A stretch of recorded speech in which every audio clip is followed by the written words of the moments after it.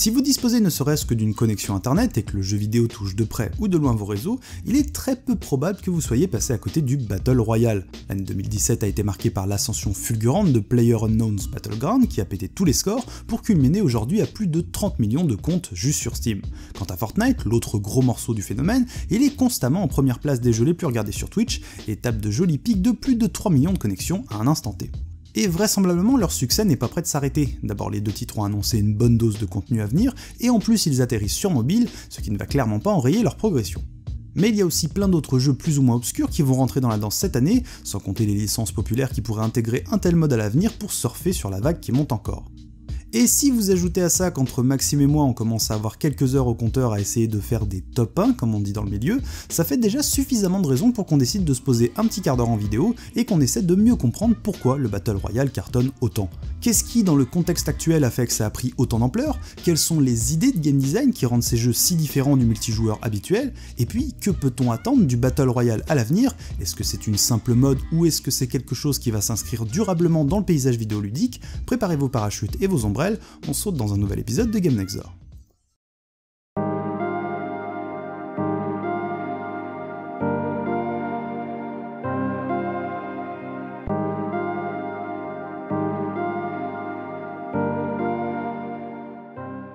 Contrairement à ce qu'on pourrait penser, et d'ailleurs c'est ce que je croyais avant de m'y intéresser, le Battle Royale n'est pas né avec PUBG. Comme le MOBA avant lui, le Battle Royale a d'abord commencé à exister grâce à la communauté des modeurs. C'est notamment sur Minecraft qu'on a pu observer la première itération du style avec le mode Hunger Games, inspiré par la sortie du film en 2012. Puis c'est sur les jeux de survival PC comme DayZ et H1Z1 qu'il a commencé à gagner de plus en plus d'aficionados, toujours à travers des modes conçus par la communauté, puis réappropriés par les développeurs et éditeurs, conscients qu'il y avait certainement un paquet de fric à se faire avec cette idée. Et c'est un éditeur coréen, Bluehole, qui raflera la mise en recrutant Brendan Green, modeur de Battle Royale sur DayZ, puis consultant en game design chez H1Z1, pour qu'il leur ponde sa vision du concept et ce qui deviendra PlayerUnknown's Battlegrounds. Dès sa sortie en Early Access en mars 2017, PUBG se vend par palette numérique complète et fait connaître au monde entier les joies du Battle Royale. Au passage, ça me semble intéressant de noter à quel point ce sont les streamers et streameuses qui ont fait la popularité de ce jeu, parce que mine de, Bluehole ce n'est pas Blizzard ou Ubisoft, et à sa sortie, PUBG n'a pas été soutenu par des courts-métrages d'animation ou des affiches de 800 mètres sur 600 mètres à l'E3. Comment on imprime un truc comme ça d'ailleurs? Ce sont bien celles et ceux qu'on appelle les influencers qui ont permis au titre d'être là où il est aujourd'hui. Plus de 30 millions de ventes pour un jeu payant et en moins d'un an après son Early Access, sans Twitch ça n'aurait pas été possible, ce qui nous prouve une nouvelle fois le poids de ce média au sein de l'industrie, s'il y en avait vraiment encore besoin.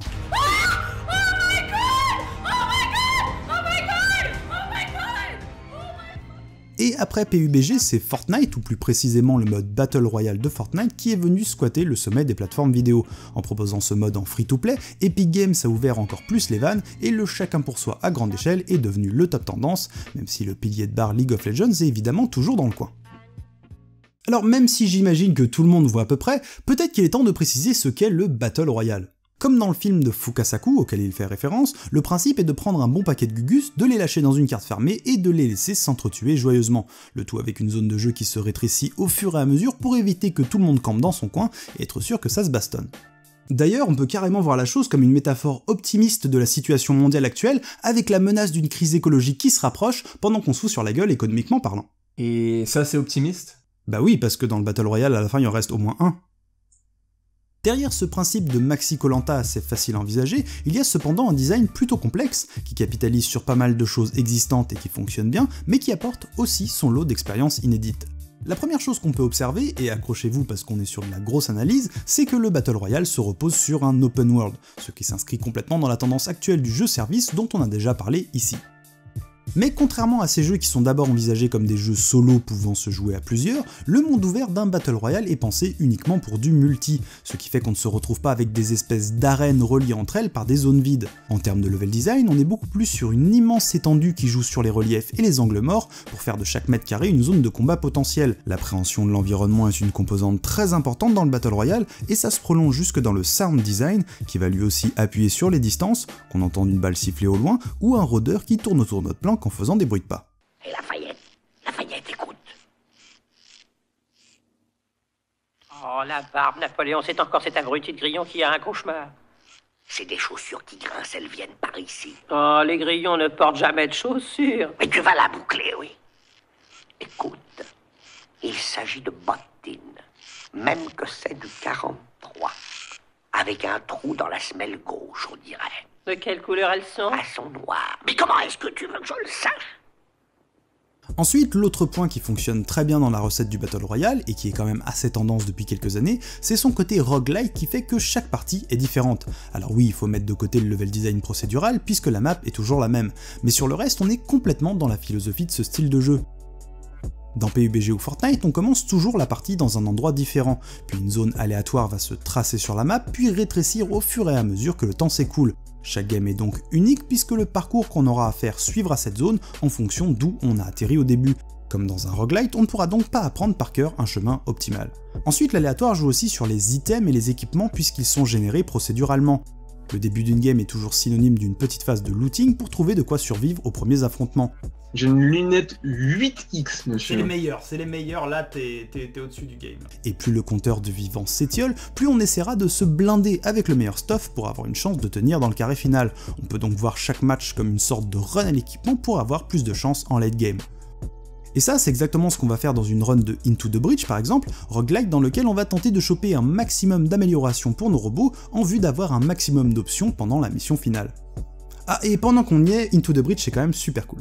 Et comme dans un Enter the Gungeon ou un Downwell, on ne progresse jamais statistiquement mais toujours mécaniquement. C'est avant tout la connaissance du système de jeu, de la méta et le skill adapté à tout ça qui nous permettra d'aller plus loin, plus souvent. Et même si c'est compressé sur un petit quart d'heure dans un Battle Royale, le schéma est exactement le même. Mais le trait de design que le Battle Royale partage avec le roguelite et qui fait vraiment que sa proposition amène des expériences inédites, c'est évidemment la mort unique et définitive, puisqu'avec un tel postulat, les enjeux d'une partie donnée n'ont rien à voir avec ce qu'on pouvait connaître habituellement dans des jeux multi. Dans un match à mort classique d'un Call of, ou même dans un match par équipe façon Overwatch, on va pouvoir passer pas mal de temps à jauger ses adversaires, prendre des points, en perdre quelques-uns, s'adapter et changer son style de jeu pour essayer de prendre l'ascendant au fil du match.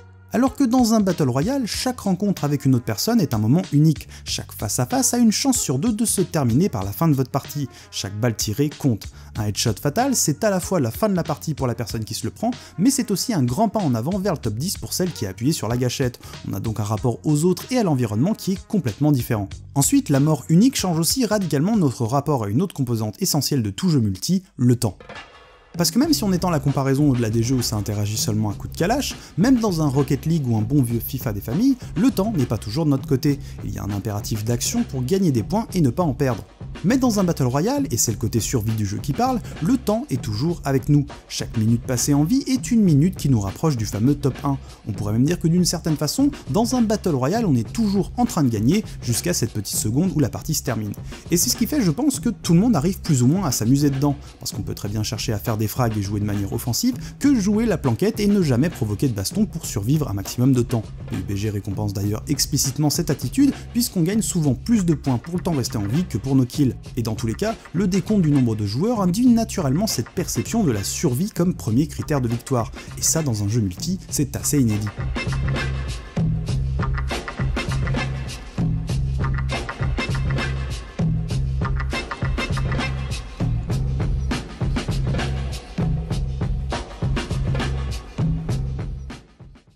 On a donc la recette d'un Battle Royale, ce sont les principes du roguelite portés dans un open world et ouvert à un multijoueur massif. L'aléatoire joue à la fois sur l'espace de jeu et les équipements, et la mort permanente change complètement la philosophie d'un match multi en faisant de chaque situation un moment unique. Et là où ça fonctionne vraiment, c'est qu'on se retrouve avec une proposition finalement assez cérébrale, un style de jeu qui valorise autant le skill et l'exécution que la stratégie et la prise de décision. Les clés de la survie dans un Battle Royale, c'est l'anticipation et l'adaptation. On se fixe derrière un pas de porte en entendant quelqu'un approcher. On étudie le rétrécissement de la zone pour anticiper les mouvements potentiels des autres. On observe un duel au loin et on évalue nos chances de survie si on y va ou non. Et on met 3 plombes à se décider si on tire ou pas, parce que ça signalerait notre présence à d'éventuelles menaces dans notre dos, et en plus il faut être sûr de pas louper son coup. L'intensité d'une game va donc opérer bien sûr dans nos mains pendant les fights, mais aussi dans notre tête pendant les phases plus calmes, puisqu'à chaque instant, le danger peut pointer le bout de son nez et qu'on doit envisager nos possibilités de réaction dans l'espace dans lequel on évolue. Vivre une partie de Battle Royale, c'est constamment essayer de s'adapter aux circonstances et aux autres qui, comme nous, essaient de rester debout. Et plus on enchaîne les parties, plus on accumule ces petites anecdotes propres à ce style de jeu, des situations incongrues desquelles on s'est sorti ou pas. Et c'est de celles-ci qu'on tire une expérience qui nous fait progresser doucement mais sûrement dans notre maîtrise du jeu. Maintenant, même si on respecte les principes d'une recette, on peut toujours jouer avec les ingrédients. Par exemple, moi pour la ratatouille, je fais toujours revenir mes oignons avec une bonne dose de sucre, comme ça donne un petit goût caramélisé à l'ensemble, ce qui twiste complètement cette recette méditerranéenne. Époustouflant. Et le Battle Royale peut aussi avoir une saveur différente en fonction de ce qu'on met dedans. Déjà, si on compare PUBG et Fortnite, et qu'on dépasse le débat actuel ridicule qui cherche à savoir lequel est le meilleur, on peut voir des différences assez intéressantes.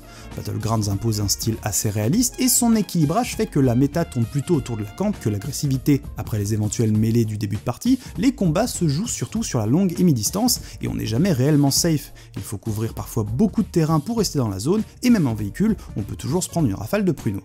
Le mode Battle Royale de Fortnite est quant à lui beaucoup plus arcade. Le fusil à pompe est une arme viable jusqu'à la fin de la game pour rusher ses adversaires, et la mécanique de construction change complètement la donne, à la fois dans la navigation et les combats. On peut construire pour se protéger et camper, mais aussi pour s'approcher de notre cible qui tente de nous sniper avant qu'on prenne la hauteur sur elle avec nos escaliers. La construction nourrit donc des stratégies défensives et offensives, et quand les deux se rencontrent, on assiste à une danse où les joueurs prennent le plus de hauteur possible. Et il suffit de voir les tremplins et les grenades répulsives 180 headshots pour se rendre compte qu'on est bien loin des affrontements serious business de PUBG. Les deux piliers du Battle Royale sont donc déjà bien différenciables par leur gameplay, leur direction artistique et les expériences qu'ils proposent. Et si on reste dans le gunfight, il y a une bonne dose d'autres jeux qui vont arriver et qui devraient aussi apporter du neuf. On peut penser à Islands of Nine, Battle Royale futuriste surtout axé sur la baston en FPS, Mavericks Proving Grounds qui devrait pouvoir accueillir jusqu'à 400 âmes perdues dans un environnement organique, ou encore Fear the Wolves, développé par l'équipe derrière Stalker qui vraisemblablement ajoutera des bestioles pour pimenter le tout. Bon après on sait très bien que parmi tous les trucs du genre qui vont arriver, il y aura des choses à mettre à la poubelle. Et pour ce qui est d'éclipser Fortnite ou PUBG, on va rester prudent. Mais il y aura certainement moyen de se faire une place en surfant sur la vague et en ayant une identité ludique marquée. The Darwin Project par exemple se focalise beaucoup sur le crafting mais mise aussi sur Twitch en réduisant à 10 les participants et en donnant à une personne le rôle d'un animateur TV semi-dieu qui peut influer sur la partie, le tout soutenu par un système de vote à disposition des viewers. Un pari intéressant puisque si le Battle Royale par nature est peut-être difficile à envisager dans des compétitions e-sport, il a en revanche un vrai potentiel de show que les streamers ont encore à s'approprier. Ou alors, comme on en parlait au début de la vidéo, si des gros éditeurs avec des licences populaires s'y mettent, le panel peut encore changer. Imaginez si Rockstar décide de mettre du Battle Royale dans Red Dead 2, de pousser le truc avec sa com et de le soutenir sur le long terme, ça peut être un vrai carton. Et encore, on resterait dans un délire TPS-FPS. Par exemple, je suis sûr que je suis pas le seul à avoir pensé un truc comme For Honor en Battle Royale.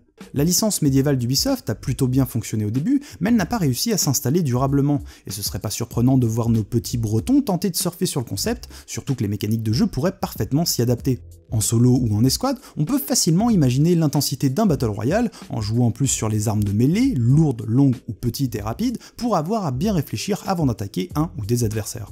Bon là je suis un peu dans la spéculation à l'arrache, mais ce qui est sûr c'est que le Battle Royale n'est pas limité à un seul genre. Parce qu'encore une fois, ces grands principes peuvent accueillir des mécaniques et styles très différents. Oui, principalement du shoot, mais aussi du craft, du corps à corps, des systèmes environnementaux, des IA, pourquoi pas de la 2D ou de la vue du dessus, etc. Et c'est pour ça que de notre côté, si on ne se prononce pas sur la longévité de PUBG ou Fortnite, on est quand même convaincu que le Battle Royale est bien plus qu'une mode, que si aujourd'hui on en parle encore comme d'un phénomène, on pense que dans les années à venir, ce sera un mode de jeu comme un autre et dont la grammaire aura été intégrée par le plus grand nombre. Mais son arrivée et sa popularité représentent tout de même une petite révolution dans le monde du multi. Ça promet déjà tout un nouveau pan d'expériences de jeux différents pour tout le monde en s'éloignant un peu de l'objectif e-sport à tout prix. Mais ça augure aussi des nouvelles choses en termes de show, puisqu'aujourd'hui le multi est au moins autant regardé que joué, et on ne peut certainement pas commenter et montrer un Battle Royale comme on commente et montre une compétition de CSGO ou de LoL. Et quand on voit ce qu'il se passe quand on invite une superstar comme Drake dans l'équation, avec un pic de plus de 600 000 viewers pour Ninja, streamer sur Fortnite, on réalise le potentiel de ce genre de production si le tout est encadré par des éditeurs malins. Le 3 prochain devrait d'ailleurs inaugurer la chose puisque 50 streamers et 50 célébrités s'affronteront sur Fortnite en live de Los Angeles. On terminera donc cet épisode en adressant une pensée sincère à celles et ceux qui en ont déjà marre du Battle Royale. Désolé les gens, mais vous êtes probablement pas au bout de vos peines. Merci à toutes et à tous d'avoir suivi cet épisode, j'espère qu'il vous aura plu et qu'il vous aura apporté un regard un peu neuf sur le Battle Royale. Merci bien sûr aussi aux tipeurs qui ont financé cet épisode et qui nous permettent de faire vivre la chaîne comme on l'entend. On se retrouve bientôt je l'espère, cœur sur vos manettes et vos boussoles.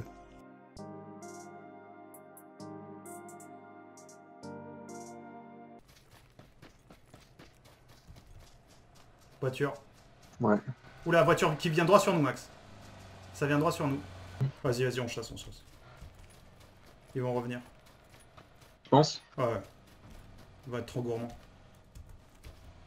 Ouais, ça monte un peu là. Il se balade, il nous a pas vus. Hein. Ouais, non, Il est tout check, seul, tu vois, un peu. Il est tout seul. Il a l'air, ouais. Bon, allez. Ah non, il y a un peu de... Ah oui, ouais, putain. Ouais. J'adore parce que tu cours pieds nus comme ça, c'est vraiment formidable de jouer pieds nus.